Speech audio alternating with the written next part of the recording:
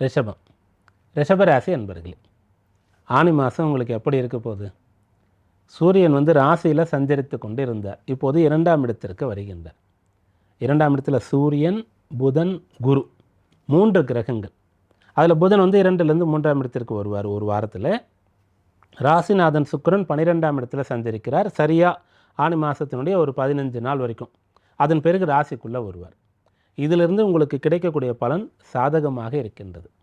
குறிப்பாக இந்த மாதம் நீங்கள் சம்பாதிக்கிற மாதம். பண வரவு உங்களுக்கு உண்டு. பொருளாதார உயர்வு கட்டாயம் இருக்கிறது. குரு தனஸ்தானத்தில் இருக்கார். அதனால் நிறைய பணம் வரப்போகுது. இப்போது இதோடு சேர்ந்து சுக்கிரன் ராசிக்குள்ளே வரப்போகிறார். 12ல் இருக்கார். அதனாலேயும் கூட உங்களுக்கு வண்டி, வாகனம், வீடு, சொத்துக்கள், ஆபரணங்கள் இதெல்லாம் அமையக்கூடிய யோகமானது இருக்கிறது. புதன் 2ல் குரு சூரியனோடு சேர்ந்து இருக்கார். அதனால் கல்வியில் சிறந்து விளங்க போகிறீங்க. அதன் பிறகு புதன் 3ஆம் இடத்திற்கு வரப்போகிறார். அப்படி 3ஆம் இடத்திற்கு வரும்போது வேலைக்கான முயற்சி, நிறைய போட்டிகள் இருக்கும்போது அதில் வெற்றி பெறுவதற்கான முயற்சி இதெல்லாம் உங்களுக்கு கைகூட போகின்றது.